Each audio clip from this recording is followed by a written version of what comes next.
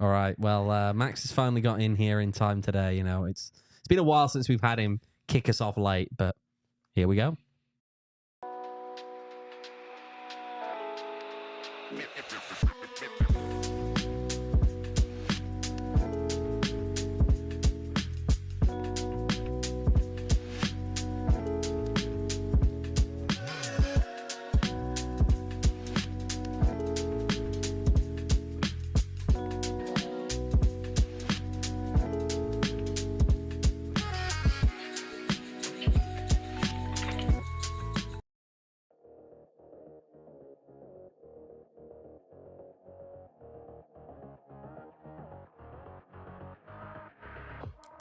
Hello, welcome into the PHNX Rising podcast. Appreciate everyone joining us here on a Wednesday. Happy Nice of you to join us, man. Yeah. Nice of you guys to join as well. Appreciate everyone in the chat. Slow start there on the screen, which kind of indicates where we are because Max made us late again. again. Popping in there. Thanks, We're Max. not pointing fingers, but go catch our PHNX Diamondback podcast.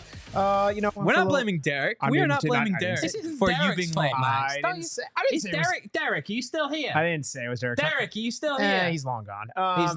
Anyway, he appreciate is, he's everyone not joining us. responding. Make sure to leave a like on your way in here. James There he is. Wilson, Oh, Fat Kid, he's coming. He's everyone coming. in the chat. He's Make sure coming. to leave a like. And he's say got what's up a scowl on his face on your way in because here. he knows what's happened here. Sets down his water bottle. What's happened? Derek, Max is saying that you're the reason we're late. We all know it's Max, right? It's Max's fault. What have I told you about blaming me for your own, lateness, Max? I don't like this harmony being sung. No. Max, please. I don't know about that. This is defensive. It's creepy. Behavior, right? I actually I'm really really weird. creeped out. I want to go home, like soon. I love you, Max. Love you too, buddy.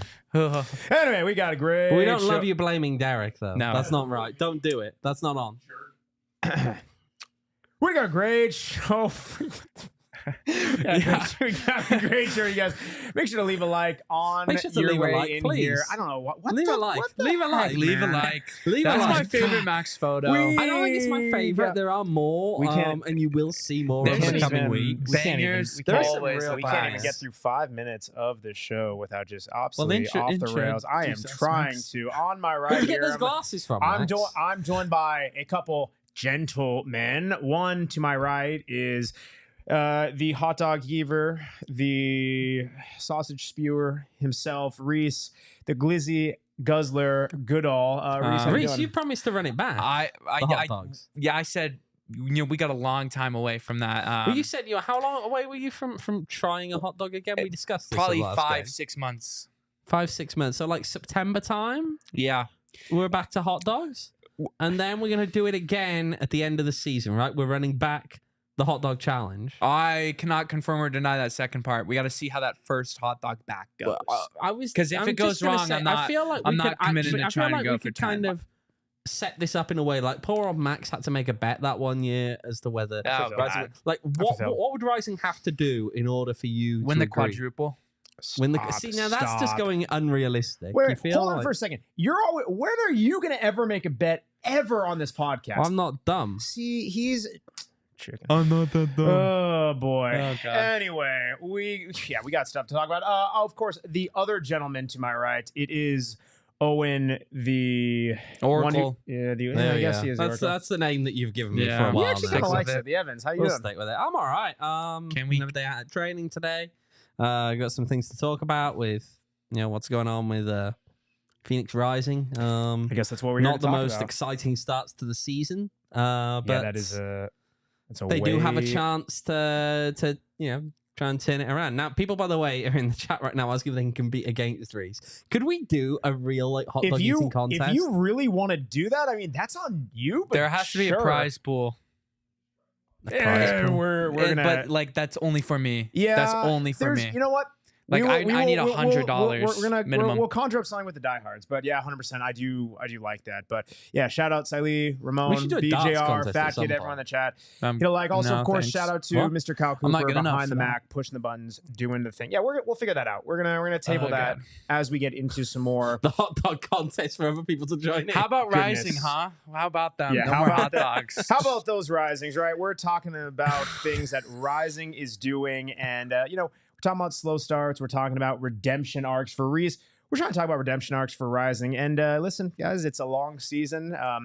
As we have heard from head coach Pa-Modou Kah, right? Season, it's not won or lost within the first game, but if you're looking at the stats, Rising did lose that first game 1-0 to FC Tulsa. Listen, we always say on here, there is two different types of tests on there, right? There is the stats test and there's the eye test. I mean, listen, stats wise, a lot of different things you can say. We actually do have the by the numbers here presented by our friends at Desert Financial Credit Union, Arizona's #1 credit union.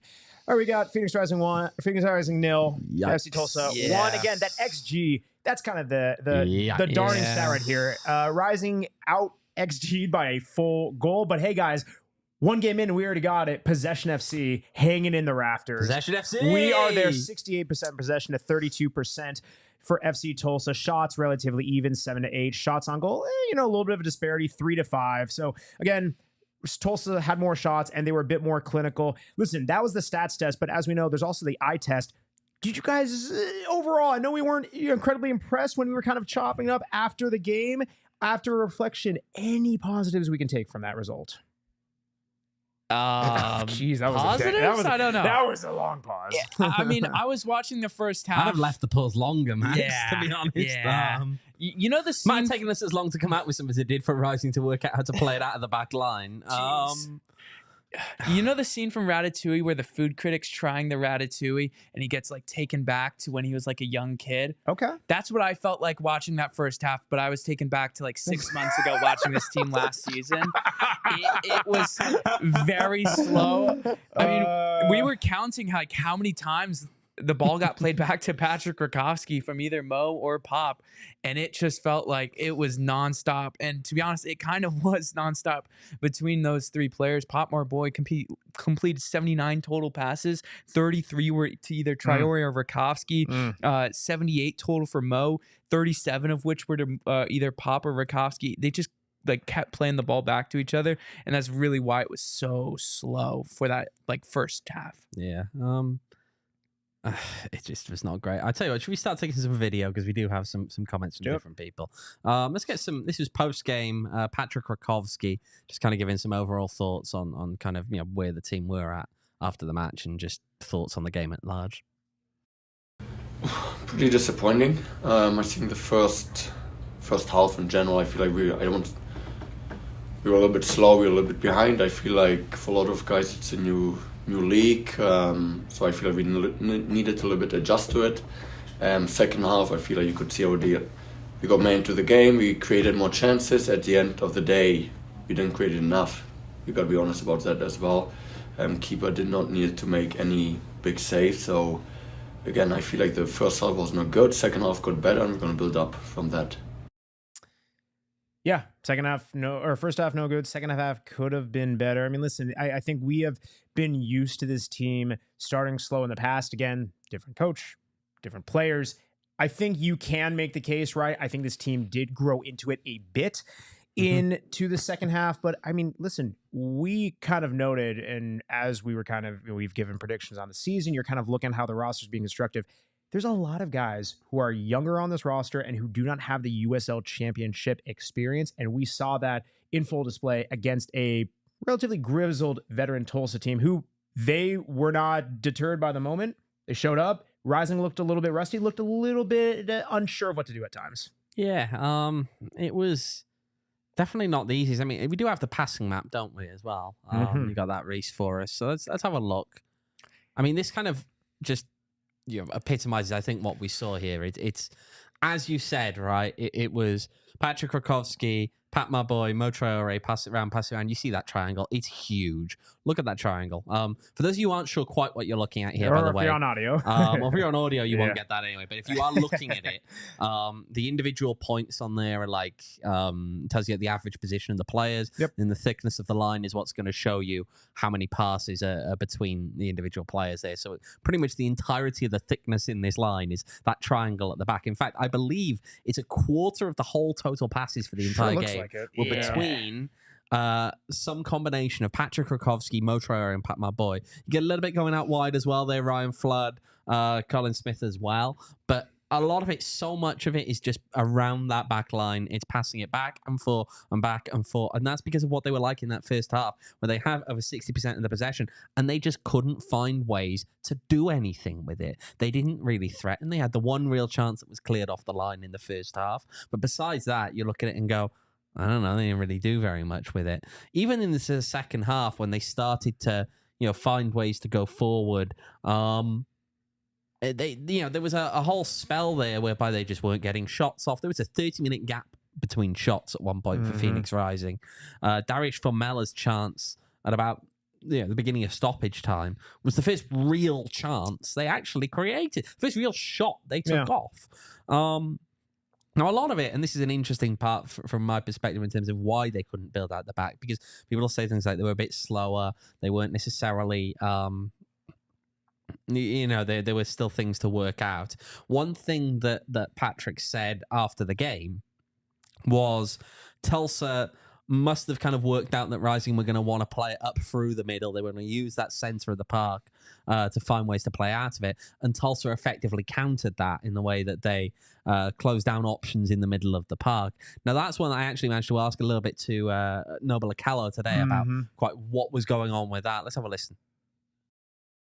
Yeah, I mean, at first it was just finding out the numerical advantages that we had in the middle. I think we gave them an advantage by not recognizing spaces, but I think now that we watched film and we saw that we actually did have more space than we thought, and we can learn from that and use it in the next game.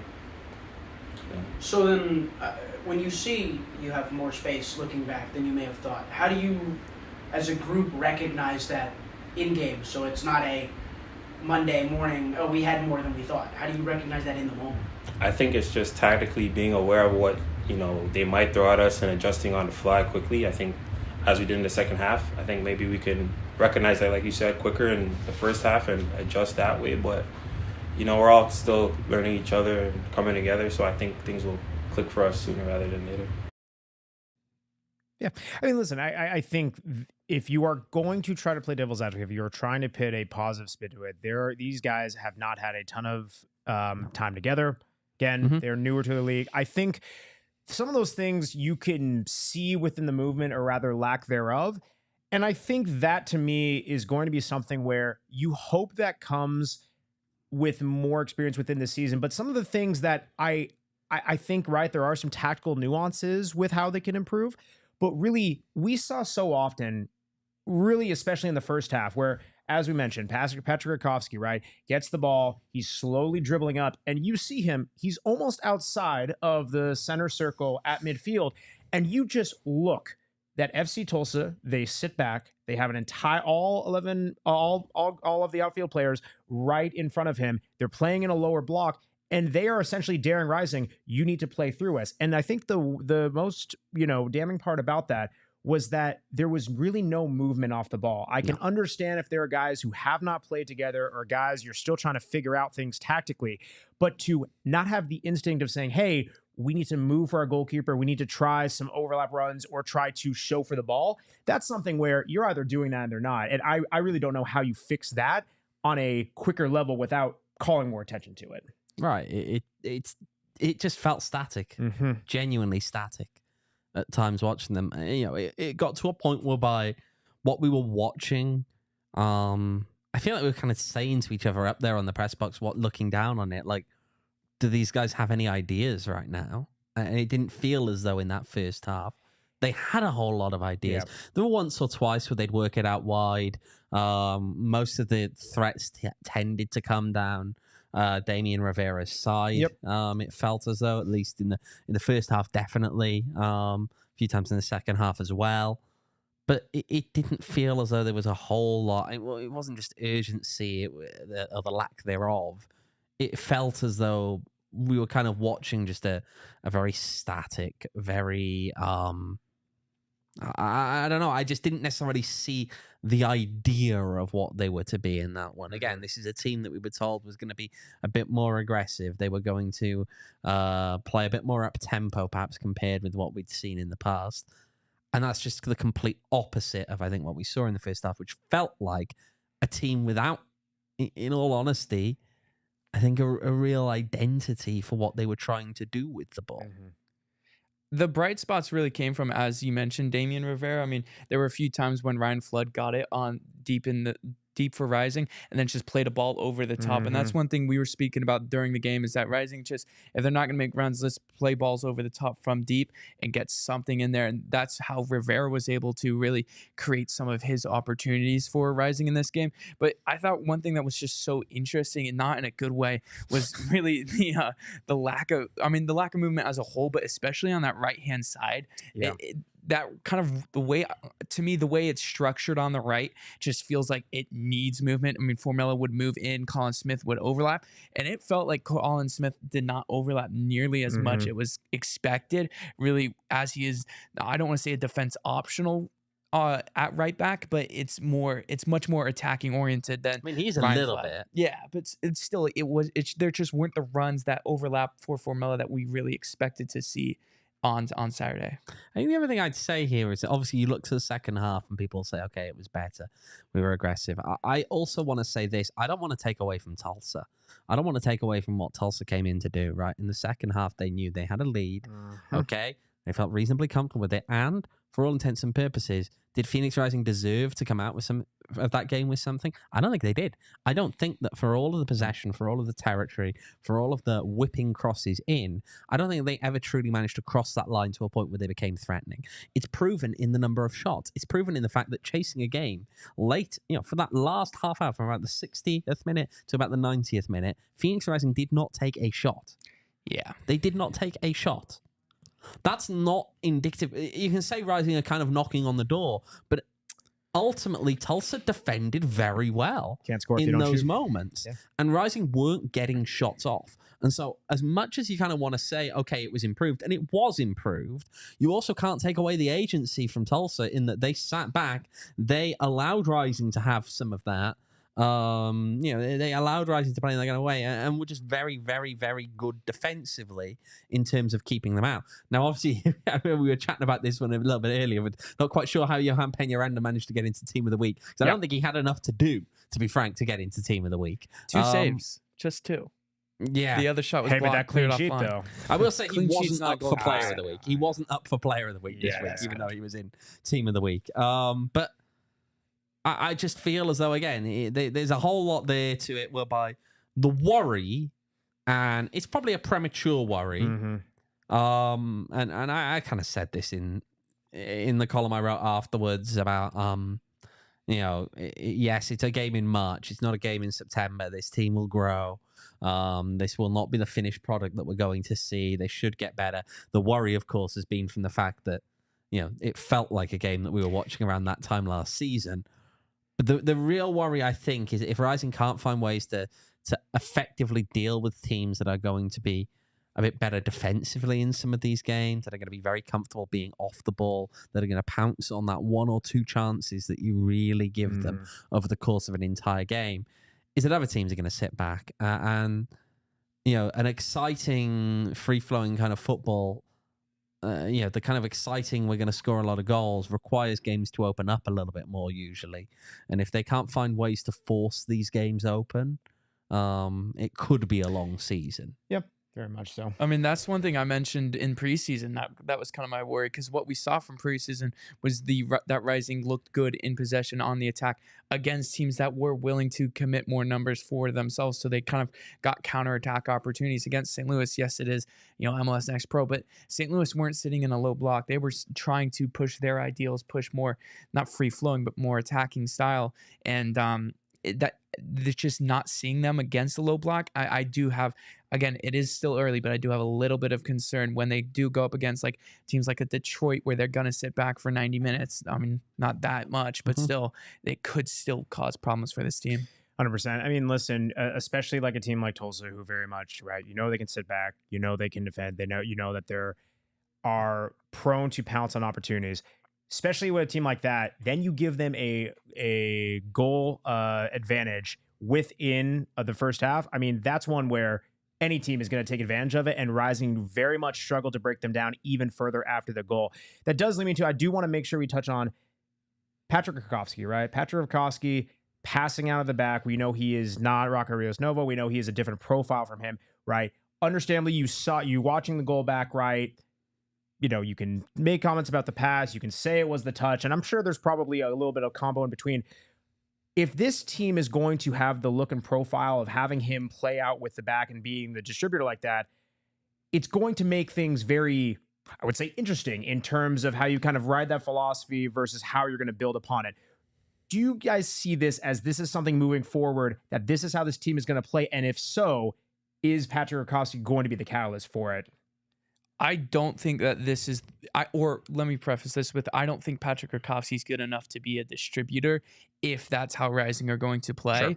Because, I mean, to me, the way I looked at it was between Rakowski and Henry. Henry is the better passer, but he's a lesser shot stopper. We kind of saw that with that Mo Traore goal, which was definitely a fluke in that friendly. Sure. But Rakowski offers more shot stopping ability. The passing isn't quite at the level of Tristan Henry. So if you go with Rakowski, he's not going to join build up as much as Tristan Henry would at playing that Rocco role. So that, to me, I mean, again, that kind of brought back one of my worries from seasons ago with Rocco, is Rising would build an attack and not find anything and just recycle it, give it back to Rocco, side to side passing. I mean, how many times did we see that?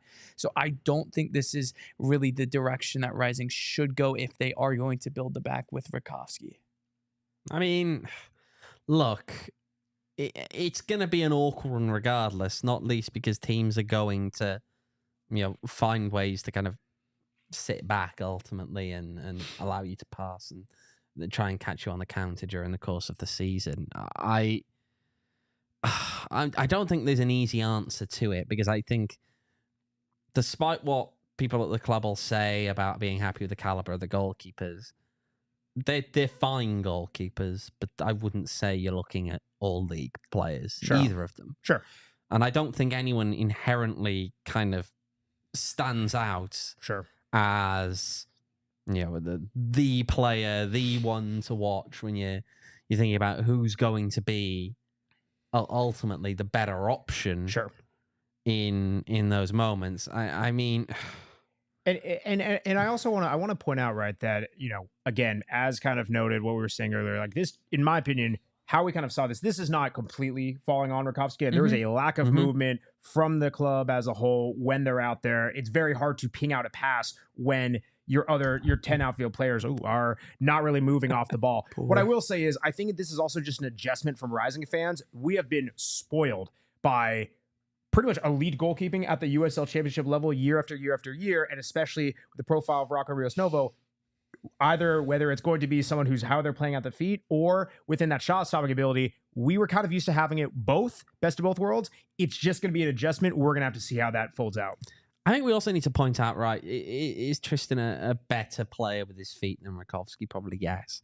But we also need to be honest about the fact that he's also not Rocco Rios Novo with his feet, right? No, Rocco Rios Novo, few goalkeepers 87% passing accuracy. Yes. Tristan Henry had a 70%. Tristan Henry's long balls had about a 30% accuracy. Rocco's were over 50%, okay? Like, we've got to be realistic here in terms of, you can look at it and say, well, Tristan's probably the better one playing it out the back, but neither of these guys are at that level. So no matter what you do, it's not like you're saying, well, do you want the shot stopping or do you want the passing? Yeah. And expect that one of those is going to be comparable maybe to where sometimes this was built from. I mean, maybe Tristan grows into that, maybe, but he didn't do that in Memphis last year in admittedly a limited sample size, but he didn't manage to quite pull that off at that level. So do we trust that he will be able to pull it off at this level this year? Maybe he'll get a chance to prove that down the line, whether he can and whether he can't. But for right now in this league, he doesn't have the body of work that would support the idea that he's going to be a very, very, very high level kind of guy with the ball at his feet, like some of the others that we've seen. But like for me with Rakowski is I think like there is a notable difference between those two in their passing ability, and then there is a bigger leap between those two than to Rocco's passing ability. But I think the shot stopping is closer than the gap between passing. So it's just finding which one prevails more, and I think it is going to be Rakowski, but still, I don't like that passing. Two final points just on the home opener. Of course. Number one, I'll just bring up, obviously, Braxton Montgomery making his debut. Yes. We have to, right? Professional debut for the lad, 17 years old. Didn't look out of place when he came on the pitch. It was one of those ones where I don't think he was entirely expecting it. And from what I gather, and there will be, by the way, an article coming out about him later this week. Yeah. He kind of got the shout of like, Ryan's just gone down, it's time to come on. And he had that mixture of nerves and excitement coming on, his first ever professional match. But it's something that Pa-Modou Kah has said now multiple times, when the kid faced Olivier Giroud in pre-season, USL Championship is what it is. So, yeah, I mean, there's context there on that one. I thought he looked pretty decent. He was decent with the ball at his feet. Obviously, we know that he's not going to be a long-term guy here. He has committed to go to college at Northern Illinois. So he will be disappearing in the summer to go off and do that. But yeah, I thought it was a pretty solid debut from him. And again, subject to injuries, we'll get onto some of that stuff later on. Maybe we'll see him again in El Paso. I don't know. We'll find out on that one very soon, I'm sure. The other one I wanted to point out, and it was slightly off the field, Rising's attendance 6,478 is their lowest home opener attendance in the Rising era, with one exception. The one exception was 2021, and the reason for that is because they were capacity limited because of COVID at 5,000. That's not good. Not great. This club has.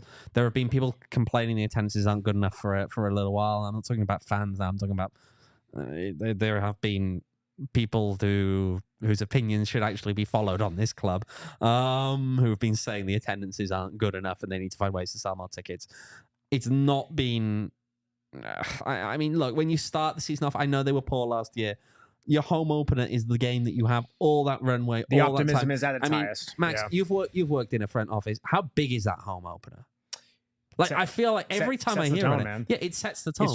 I mean, again, like, even whether you are coming off a great season or a horrible season, it quite literally is a neutral ground where you have the most optimism and, in theory, the most momentum. And you've got months to prepare for it, months to sell this. It's tough. Like, there's no, you're not getting caught up in all the other stuff. Yeah. It's everything. You have the ability to kind of focus almost all of the marketing on, here's this big one day, let's get everything going, and you kick it off then without all the other noise that's around it. Yeah. And to have a poor one, I mean, typically they dip after that point, right? They get a lot worse in the summer when it gets very hot, at this club in particular. But you don't tend to see, outside of maybe one or two games, say $1 beer night or something, them really rebound to the Messi effect from people who thought that Messi just wait for it. Oh, that's a good one. Like, you don't see that rebound until maybe later in the season when it feels like you get into the business end, typically.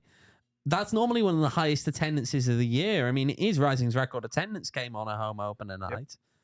And if they can't really get the excitement up for the home opener, I almost wonder what the plan is going forward.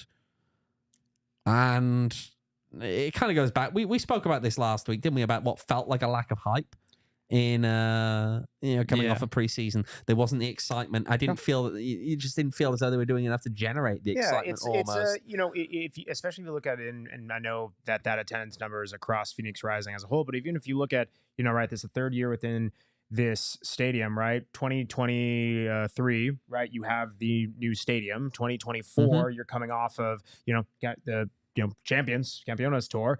2025. In theory, you have, this is a new era, there's a fresh start, like everything like that. I get there's a different vision to sell there, but to be fair, it did very much feel 2023 and 2024, you're leading very heavily with those messages. It did just see that there was just a bit less. It was. The volume and the intensity was a little bit less in terms of What how even that- was I mean, it really? Like that, like main promotion? Like what was it? you know, it's probably a combination of things. I mean, again, like it just depends on what you're leaning into, right? Again, 2023, you're able to lean into the Yeah. new experience, and the new chapter. 2024, you're able to lean in. Hey, this is a championship And team. yeah, I don't think they really did. and No. and especially now, 2025, I don't know what you led into, which it seemed like they didn't in a couple ways. So I do also want to say this. Oakland are playing their home opener in a week and a half's time. Are there awkward, weird, different circumstances there in terms of being their first game in the Coliseum? And obviously that all builds up stuff. Yes. They've already sold 15,000 tickets. They're a week and a half away. I don't know if Phoenix Rising would even know where to begin to sell 15,000 tickets. I don't think they would. And we've seen them actually sell out that ground or get 10,000 in that stadium, Sure. which holds 10,000 We have. once. Yep. We've seen them actually get that high up there. I don't think they'd even know where to begin how to sell 15,000 tickets. And that's also in a market that's got a lot more competition. I got to Sure. be honest, the Bay Area, it's a lot. I mean, they've got an MLS team in the I was Bay saying, Area. I mean, in the soccer realm, yeah. They're probably going to actually outdraw in this game. Bear in mind, they have still got a week and a half to go, and they're at 15,000 now. But if they get over 18,000, they're going to draw more than San Jose Earthquakes do for any game this season. Yeah. I don't think Phoenix Rising could do that. I don't think that the... I just don't necessarily see, I think, the idea... much as we spoke about not having the ideas on the field, it felt in the first half, it feels as though we're not seeing a lot of ideas So you're off sensing the a field theme right now. You're sensing a theme with this club. A little bit directionless. Yeah, and that's where Oh God. it's time almost for the captain to steer the ship, Yeah. right? And the question is, are we seeing that right now? Because it just doesn't feel Fact, really dollar like we dollar beer night and student discount ticks does very much, for better or worse, right? Does very much seem to be the driver. I think those very much can be effective I do strategies. think but they have a big but attendance, by the way, for the dollar beer night on the 4th of July. I Yep. think that's going to do very well. 100%. And But- I think, like, promotions like that historically have done well, and in theory those will always do very well. I think that's the thing, though. You want to see this growth overall. Yes, at the start, also throughout the season, and season opener at home, where it's going to be light attendance. Hope it might be a precursor for the season. We'll have to see. You want to take? Oh no. Do you want to take? I'll take a take. USL Division 1. Mm-hmm. If you were Major League Soccer, do you not leap in now and kneecap it by dropping a team in Phoenix and maybe one other big market? True. And the Yeah. less that Rising really does to kind of entrench itself here. We had this conversation last year as well about how do they entrench themselves so that MLS can't just come and displace you immediately. And the weaker they look, the easier it is to just do so, to be honest. Wanted to see a man in the chat. Better get there when the gates open. Talking about food, the experience, right? It was To be fair, those lines looked big. You're Lines right. look- Those lines look big for lines food. look big. And that was with 6.5. I think there were some stations, I think, better egress than what we saw last year. But I mean, listen, it's like you said, on on the pitch, off the pitch, a lot of things working on. We'll have to see. Reese, any final points on last Saturday? The ice cream was good. Okay, That's it. I thought it was Froyo. Yeah. Froyo. It was Froyo. Froyo. Sorry. Yep. But it was good. Okay, there we go. We got the Reese rank. We got the Reese review out of it. My final point, right? I think we're going to have to see how this club comes together. I do agree. Damian Rivera was a bright spot. I'll also shout out Noble Okello. I think they tried to play him. I think that it's going to be interesting to see his potential continue to be unlocked, but they tried to make him a focal point. I think he grew into the game, had some good connection passes. We'll have to see. All that and more on the other side of the break, talking about El Paso. Ooh. All right. Well, listen, we're going to talk about some bright spots, right? We talked. You driving to El Paso this weekend, Max? Oh man, that is, first off, You driving to El Paso? it's quite the drive. That is absolutely quite the drive. I'm not personally driving. However, if I were going to, I'd be using little Circle K, using that Inner Circle rewards program, saving all that money on gas. Guys, do you not realize that yesterday it was fuel day? I saved at least 40 cents per gallon because I was an Inner Circle member. Per gallon. He's saving money. Fill that tank job. all the way up. Filled all Save that money. Filled all that darn money. It's super easy. Fill that tank up with Circle K and that inner circle member. Again, you opt in. All you need is a phone number. Save 25% or cents off per gallon on your first 5 fill-ups. Then you can save 3 cents per gallon. You guys already know, the next level, 5 cents per gallon. What do we call that? The top level. Premium member. No, the max. Premium The member. max level. Call it max level on this podcast. Anyway, they got the snacks. Sure, they got everything that you need for a road trip, for everything coming up. It's away games. Join it, whether you're going to the match, whether you're enjoying it at home. Stock up, get those Circle K snacks. Their brand, it's better than any other convenience store brand out there. I was eating the Blue Sharks the other day. You're darn You right. were? We were in the Gummy Bears. That's what Kyle throwing at me in a little bit. Again, join that Inner Circle membership today. You guys want to do your Waymo thing? I'll hear the Waymo thing. We're doing the Waymo thing. You want to do the Waymo thing? Okay, so who are we doing this time? Because there's a lot of Suns guys over there. Should we try and work out of them? You Okay. So when you're getting in the car, Rees, obviously we know Rees loves a bit of singing along. So in the does Waymo. Max. Max big Max singing really guy. loves it. Max, we discussed you last week in Yes. terms of what you would be singing in that Waymo. Because of course, it's a fun ride, nice, is. clean, nice modern cars, and you don't have anyone else in there to listen to you sing. So Max would sing at the top of his lungs. What would Gerald sing? Let's start with Gerald. Gerald's a fun one. Gerald seems like a Frank Sinatra type of guy. Gerald's singing Frank And you can sing Sinatra. that in a Waymo all Yeah, by you could. yourself. It's a You could. ride-hailing service. It's just a beautiful thing where, again, And they'll take you to Rising. I mean, guys, they have done so much experience. 40 million miles of real-world traveling. Again, you can go to the moon and back 80 times. You can park just like FC Tulsa. Waymo's going to the moon. We got to see if Phoenix Rising get there. But yeah, download the Waymo One app today. All right, Mr. Kyle. Moment Oh, everyone's been God. waiting for. I Are we don't know if really waiting anyone's for this been one? waiting Shout out for Ramon this. in the chat as well, by the way. Yeah, why don't you throw that? What are you throwing in my mouth today, or at least trying? Well, don't say it like that. but That's fair. fruity Yeah. gummy bears. Fruity gummy Gummy bears. bears. Let's see if you can handle the assist on the big stage. You Gobble it kind down, of Max. struggle from this angle. Get it down, you. Get it down, you. Kyle, don't let Max get in your head. Can we get that? honestly. Can we get a commentating I team? need to see a deep breath Commentating from team. Kyle. I think I'm seeing some good form here from Kyle. I Kyle, like this. I The like approach winds up. Wow. That's a great First throw. time. That is a That's great assist. perfect That's a throw. great The- assist. Well it- done. and- Max entered your Simpson, mouth in so true loudly. Spurs Harry That's- Kane style, has finished that one off like a guy who's a yard away with no one between him and the goal, and just slowly tapped it in. I should all have right. swatted that. Just sent that Still finish it off. All right. We're talking. Make sure, by the way, leave a like for Kyle's throw, for my amazing catch, and Mainly everything for like Kyle's that. throw. Gosh, you guys really have everything on here. All right. There's for sure. a million of these Max Thanks, leave Max. I'm just rolling. with Max, what was the wardrobe? Is he playing choice tennis there? or what? That was okay. This was, let's see, This is high story school. behind it. High school. What is High- that? 30 years ago? Harsh, but inaccurate. Oh. I was in high school. There was a dodgeball tournament, and it was Max like, played dodgeball it's like tournaments in themed. You high dress school. up and everything like that. I forget what we even did. It was a bunch of neon. So there you go. Yeah, struck a pose. Boom. Anyway, we are. It's good to know that Max was just as cringy in high school as he is now. Starts Some from things never birth. change. All right, we're talking Phoenix Rising, El Paso Locomotive, right? Phoenix Rising, they're trying to get back on the tracks against El Paso. See what Jeez, I man. did there. Guys, overall, how we feeling? I think El Paso is way better than they were last year, even though they Which is very interesting because little none of us changes. had that as the case. That's Yeah. a crazy statement. Like out of They context, looked that's a better crazy this year. statement. But yes, Yeah. I don't disagree. Okay, Owen, what say you? Yeah. I think it's interesting to see them getting a result in the opener against the defending champions. This is a team that we'd all written off last. Well, no, we hadn't written them off last year. Actually, we all thought they were going to be dark horses last year, and they did nothing. Next They to were. nothing. They Not even that. absolutely nothing. Yeah, No. you're right. They were the worst Absolutely team. They were nothing. the worst team in the league by point total, bar the Miami FC. And that that's was just- it. And even with without Messi, they were that Which bad. I mean, Nice. they are a Nice. historically Nice. bad team. Yeah. 24 Miami FC was a historically bad team. They were possibly the worst team this league has ever seen. So when you think about it that way, yeah, they weren't good.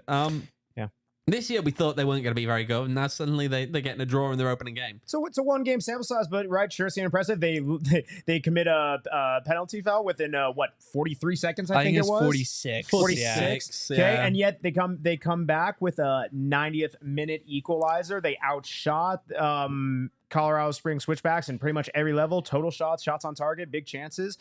It's going to be interesting. It's no laughing matter. This is not the El Paso team that would roll over as old, or at least judging on last week. But Owain, you actually managed to grab some sound bites, did we not? Yeah, let's have a listen to just the kind of people talking about El Paso from today.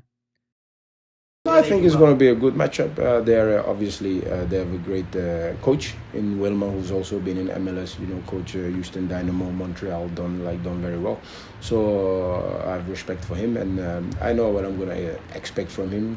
So for us it's just building upon what we did in the second half and keep pushing those standards higher, because I think our standards can be much higher, which the boys know, which is the great thing, that they know that they didn't perform up to the level, and we're looking for the challenge. Yeah, I think as they play kind of like a similar formation, I think as Tulsa, I think we'll be able to look to break them down in similar ways, but a little bit different, because obviously it's a different game. We're playing away. We have to adjust that way as well. But we look forward to playing them and hopefully get into 3 points. See, the thing that intrigues me coming off of that actually is Noble and saying, they kind of look a little bit similar to Tulsa. They do, to be honest. Yeah. To be fair, Tulsa's bad. also a team we weren't expecting much of this season. Yeah. So it's like I said, did I not? A couple of weeks ago, that this start of the season was going to be critical, because these are teams that, as far as we were concerned, rising, if they wanted to be serious, could and should beat. Yeah, I mean, it's time. Yeah, I mean, again, these are, I think that's the thing, though. We have seen even through last season that there are no easy games within the USL Championship, even if unless you're playing Miami. But that's why you don't play these games on paper. There's always different roster construction, everything. We'll have to see. But I think you're going up against an El Paso team. They have a lot of guys there are a handful of guys who have been there, who have played for that club for a while, and just overall decent amount of USL Championship experience. Let's actually take a look at a little graphic for you, previewing what El Paso Locomotive bringing to the table. Head coach Wilmer Cabrera, and again, as we mentioned, they drew 2-2 against the defending champions, Colorado Springs Switchbacks. Gentlemen, you guys highlight the key players who we got today. Yeah, I know that Rees loves a good Nepo baby. Cabrera Jr. in there as well. He's one of the players. Give me some insight there, Rees. Well, he kind of follows around his dad everywhere he goes. But I do think he's better than... I wonder who else that could be. What? I do think he's a little bit better than that. 7 goals in 2023 when he was last in this league. Played in the German lower leagues a couple years back. After leaving RGV, I do think he is a good striker for El Paso. He was a good striker. He was there, yeah. He came on as a substitute for this El Paso team and then scored that winning goal or equalizer. And you know who actually played a part in that build-up? Former Rising player Gabby Torres. Torres. Gabby made a good run down the left with the ball, then cut inside, played a ball in, and I can't remember who had the touch, but laid off and fell down, gave it to Cabrera, who did a good job finishing that. The other players we had highlighted, Frank DeRoma, you may recognize that name from a couple years ago or a few years ago now with Las Vegas. He played a couple of seasons there. Spent the last 2 years with Tacoma Defiance and MLS Next Pro. He's very undersized for midfielders. He's listed at 5'4", but he's way better than what his size kind of says. He's very good passing. He's really good defensively. He won 9 of his 10 duels against Switchbacks, completed 3 of 3 dribbles, also created a couple of chances as well. And then that third player we have listed is Jamali Waite, who is their goalkeeper, has gotten called up for Jamaica quite a few times. The 2 goals, neither of them were really on him. The first one was that penalty that we mentioned, and the second one was Jonas Fieldberg took a shot and then took a deflection off a defender, and it was just a wicked deflection, went into the back of the net. He wasn't really tested much either in that game against Switchbacks, but he is a very, very good goalkeeper in this league, at the top or near the top of the USL rankings in terms of save percentage and saves from last season. There's someone who wasn't on that list, but I'll bring him in here anyway. Well, two players really. Gabby Torres, obviously. I think all Phoenix Rising fans know exactly what you can expect from Gabby Torres. We've seen him more than enough. The biggest thing has been that he's struggled with injuries on and off over the course of his career. But when he is available, when he is fit, when he's ready to go, this is someone who I think really kind of gets the balance right in that he is perfectly capable of defending, but you see what he's able to bring to you in terms of attack, in terms of goal scoring, as well as creation. We saw when he went on that scoring run as soon as he arrived in Phoenix, right? There's a guy who just like, hang on a minute, why have we got a left back who's scoring goal after goal after goal for a team that was pretty poor, but he was. Then you look at what he's done since. I mean, you mentioned obviously having his involvement in the build-up on some of the goals. Someone else I'd also bring up, Armando Moreno. Obviously, he was on the bench for Team of the Week this week. This is someone who he spent time with New Mexico before he moved down to El Paso, and this is the guy that we know is capable very much of scoring in this league, right? He has over 30 USL Championship goals over the course of his career. So, again, he is very much a goal scorer, Salvadoran international, and look, again, he's someone who can chip in with those. I'm interested to see what he can bring as well this year. After what was it? It was a rough year all round for El Paso last year, wasn't it? Yeah, especially for Moreno, as you said, he just kind of didn't turn it on. Last year was one of the really many of their signings last year that just never got going. He did score in that Switchbacks game. It was the opening goal for El Paso. It was assisted by Frank DeRoma, but it was just not a very good goal in terms of like El Paso. It's just not a good goal. Switchbacks were trying to build from their back, and the keeper just played it right to one of the El Paso midfielders, who gave it to DeRoma, who then found Moreno for the goal. But Moreno, though, I mean, we saw with his time in New Mexico, he was very good. Scored 10 goals in 2023. Has bounced around before going to New Mexico, but still offers quality. There are a few other guys that in this side that have been around the league for a while. To me, Moshe Bane was with San Diego for a while. Had a few good years with San Diego, but never really turned it on last year with El Paso. So he's looking to bounce back. It's just a lot of guys looking to bounce back after really a rough year in 2024. Yeah, do you want a fun random stat? It's not about El Paso, but it's a fun random stat. Sure. Colin Radisov, the referee, for this game, who's been assigned as the referee. Phoenix Rising were completely unbeaten with this guy as the referee until last season, and they lost 3 in a row last season with him with a whistle. Rigged. Yeah, I mean, they actually won their first 4. Then it was kind of 2 draws, although one of them was a win after extra time. It was Orange County away in the playoffs. We were there. And then 3 losses last season. Monterey Bay away, India 11 away, and Las Vegas Lights at home. Those are 2 bad losses that just like ugly. feel like getting stabbed just thinking about it. Just, ugh. Well, there were 3 bad. Monterey Bay was terrible. Yeah, I forgot about that one. That was one of those ones where it was a poor playing at the back one that gave away the goal, and then Rising just didn't create. Oh, that very was much. like the second game of the season, wasn't it? Yeah, it was. Yeah. Match day 2, yeah. Well, speaking of shooting pains on the injury front, I believe we have a little update on where some lads sit on fitness. Let's have a listen. And the injuries with Jearl, with Emil and Ryan, how are they coming along? They're coming along finely. They're coming along. I think we should expect them mostly Marga, maybe. So, I mean, we have a timeline, and we want them to be on the timeline. It's better that you get these in the beginning of the year than you get them at the back end of the year when you truly need players to be ready and go. Yeah, nice and vague. Yep. Nice and not vague. giving anything to Saying a hold message. on. Saying a message. Yep. Yeah. Yeah, I mean, We'll see. I don't know what my confidence level would be. Probably wouldn't be high that you're going to see these guys contributing a lot, I think, immediately. But they're on the route to recovery. They'll be... I mean, they're guys who at least, especially I think in Jearl Margaritha's case, is someone who, as soon as they are fit enough to go, you're going to see them get involved, even if it means off the bench for a game or two to work them back in.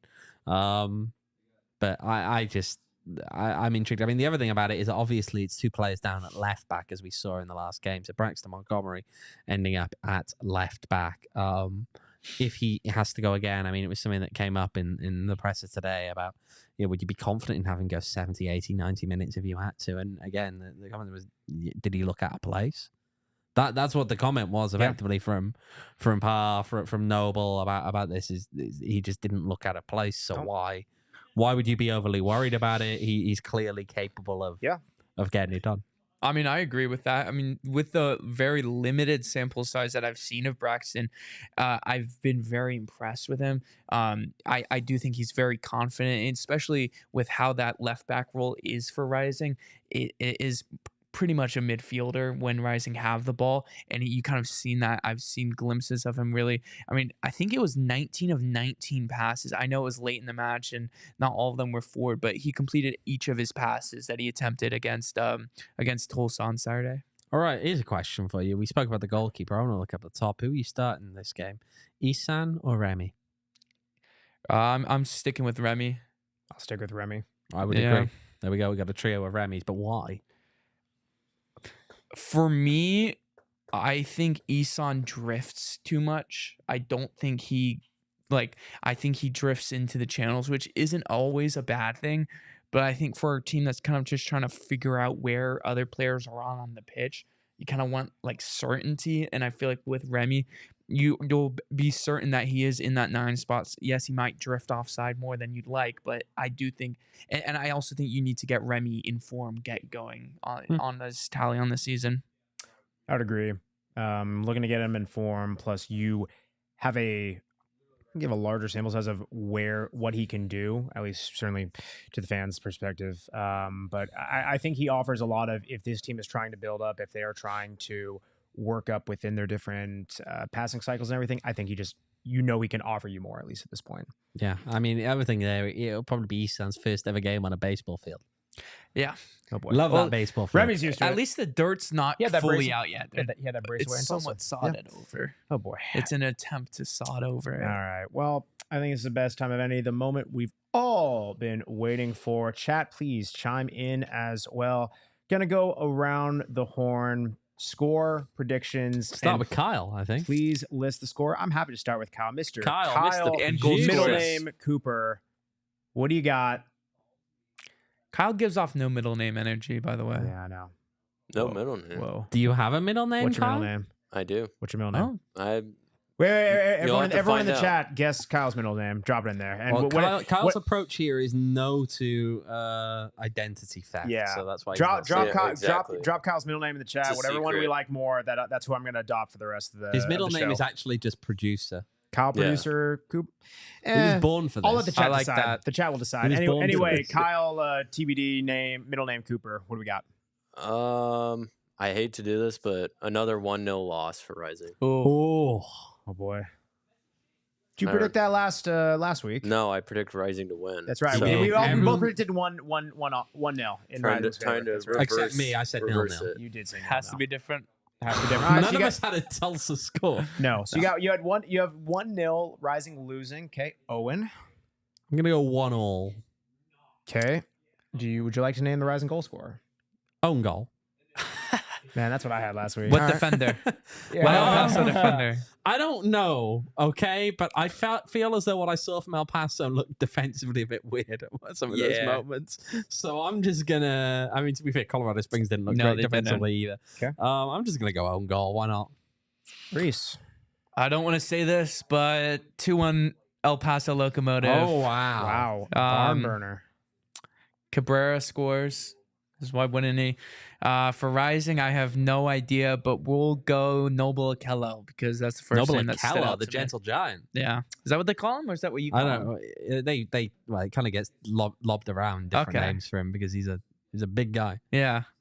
He is a big guy. No, he is. Yeah. He's like legitimately very There's tall no guy. way he's 6'3". I am confident that he is way taller than 6'3".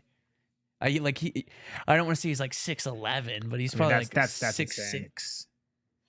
I mean, according to Phoenix Rising on this one, he is 6'5" on the One Piece. Wow, Max providing misinformation.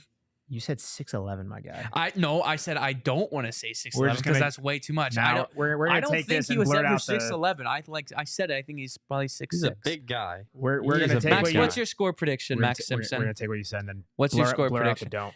I'm gonna go 1-1. Who scores for El Paso? If you say own goal, I swear. First off, I can have my own opinion. I've already Thank said you it. Yeah, though. you can, Max. Damon Rivera. Damon Rivera. So none of us have said win.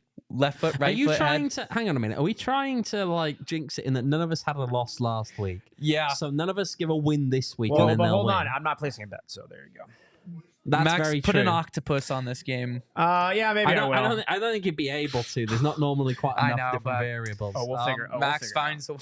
I'll Max find a way. finds a way. I'll find The a only way. thing I want to say on this one though is that I don't want to sound alarmist, Well, but I do feel that there's a real need for them to get a positive result in this game. Are you saying this is a Rhode must-win? Island is a difficult opponent. It's the second Rhode match. Island are legit. It's a second match. I know, but if you go the first 3 games without a win, that normally doesn't bode well for the future. And Rhode Island are legit, so that's not going to be an easy game. If they're able to This capture is- a point Again, this is...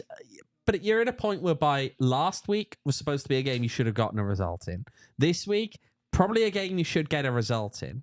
And if you start dropping points in these games, even early where you should be getting results, doesn't bode well, doesn't play well at the end of the year. Because remember, as much as people go, well, it's only the second week of the season. When you get to October, the league table counts 3 points in March the same as it counts 3 points in September. They're worth the same amount. I don't disagree. If you're talking about, though, about... But these games, which are easier games on paper, you don't get them again. I understand. You don't get the chance to replay that. You got Tampa Bay, you got Charleston, you got New Mexico, you got all these teams that are tougher. jeez. Orange County, Sacramento. I mean, I don't disagree in terms of what you're saying of like, okay, cool, you want a point, like they count the same. That's all well and good. Number one, if you're looking at the court of public perception and court of public opinion, how this team sits, I mean, I think there's already a lot, the optimism is what it is, or rather what it isn't. If you stack on another point, oh, there's no points, or oh, it's only a point. I mean, to me, I don't know how much it moves the needle. Again, in the second game, we talk about 4th, 5th, 6th game, maybe there's something different there, right? But again, we are talking about a 1-game sample size. Number two, you're looking again at where this team is made up of and the lack of experience, younger profile. I do believe The lack of experience only in USL, though. They have experience as only in professionals in other USL, leagues. yes, A lot of these guys are like 24, 25. I know.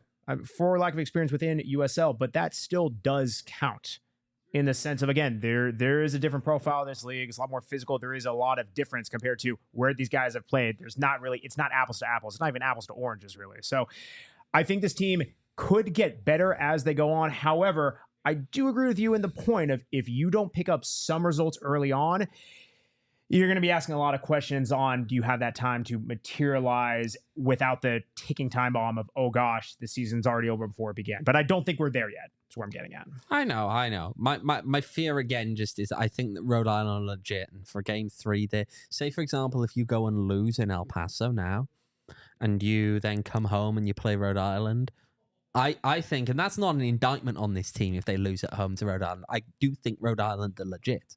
Cleanse your palate and monitor. I think they have a good team. Yeah. And so at the same time, though, if you get to the end of 3 games, 2 of which were at home, and you have no points, which is a realistic outcome if Rising lose in El Paso, you're already looking uphill at that point. Yeah. April, May is going to be so tough because they got San Antonio twice, That New is Mexico 10% twice. of the season gone. It's bad. Yeah. Oh gosh. In a week and a half's time, 10% of the season will be gone. That's kind of crazy. I mean, listen, like that. you pick up a point. I think does it cure everything? No, certainly not. But I think it does help a lot. So we'll see. Chat, make sure chuck in those score predictions as well. Also, make sure, by the way, we're talking about time. We're talking about things being time sensitive. Make sure to get your St. Patrick's Day t-shirts, right? Go to gophnx.com. Click on the merch tab. Get yours today. We got some fun ones, right? St. Patrick's Day. It's Monday, right? They got the little day drunk. Max, are you one of those guys who pretends to be Irish? He is. What? Max would be that. Max guy. O. Simpson. Crazy. Max O. Simpson. Is he that one of those Max guys? O. Simpson. No, I do not pretend. However, you can. He is. That's crazy. In his mind, his great grandfather stopped briefly in Dublin on a boat on the way over. Anyway, oh my gosh. Do you think that would be Max? Max No, would be that guy who okay. then called himself Irish Anyway, after that. if you want to embrace, I bet he calls it St. Patty's Day as well, which is like the most offensive thing you could possibly do. Anyway, if you want to embrace St. Patrick's Day culture, whether the ones you do, he does. That's why he pulled the face. That's why he pulled the face.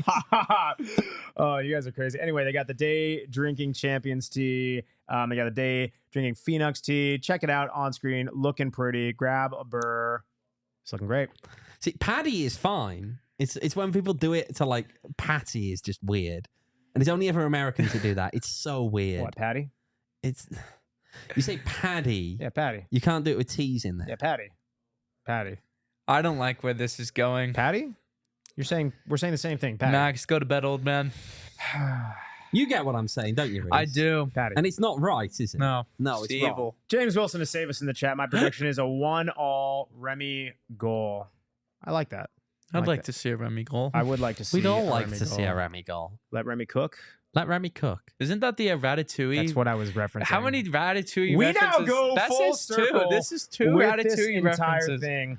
Wow, gents, we've talked. Rightly or wrong, to be fair, I would like to point out here that you are now comparing Rémi Cabral to a cartoon rat. That was him. That was him. Not particularly. That was him. Max, you literally implied it. Come on now. Yeah, but Lock in, Max. you actually addressed it. Also, given that recognize- Rémi Cabral is French, this feels like a deeper cut than maybe you were going on for. that note, I think I'll do it here for the latest edition of the PHNX Rising podcast. Make sure to leave a like on your way out of here. If you leave enough likes, maybe Max can buy actual glasses instead of ones with that tape in them. Bro, that was like I don't even know when that was. 40 years ago? Okay. You're like Did they have cameras back then? Okay, you're like 12. Is that a painting? You can actually actually you're of age for the ads that we have on here. Anyway, that you was can follow me. colorized, by the way. They had to take the black and white photo and add color. That was actually etched into stone. You can follow the show It's a cave on painting. Twitter at PHNX__rising, double the Max Simpson funny photos that he puts on his Instagram. So bad. I know. From the Jurassic era. Okay. Okay. You have any pictures from with the dinosaurs? James, nice seeing you in the fam. As always, you can follow. Okay, we're just cycling through the leave a likes on here. You can follow me on Twitter at Max David Simpson. You can follow Owen on Twitter. Did you know OJ Max Evans. lifts? Facts. Can't deny that. You can follow Owen on Twitter at OJ Evans 18. You can follow Rees on Twitter at Rees11_. You can follow Kyle, middle name redacted, Cooper at K Coop Sports. I told you it's produced. No, also no one. I'm really for actually this. disappointed in the chat. No one chucked a middle name in for Kyle. So we're gonna have to. What if all those messages are? It might Kyle be. middle That's names, a just, long like, middle name. you're We're gonna not have to table that for recognizing next week. Remy, that's it. Remy? I don't know if I believe that. I don't know. I don't like this it. feels like Max Simpson line to me. Anyway, join us Wednesday, 6 p.m. That'll be the next show. But again, make sure to follow us again on Twitter. Join us in Discord as we will be having chats, breaking down, providing some analysis, everything for the diehards on Discord, everything on Twitter. Follow us there. We'll catch you guys Wednesday, 6 p.m. But remember, it's a beautiful game. But It's way more beautiful when Max gives us more of those weird photos. What Good night. We all silly like the mayor.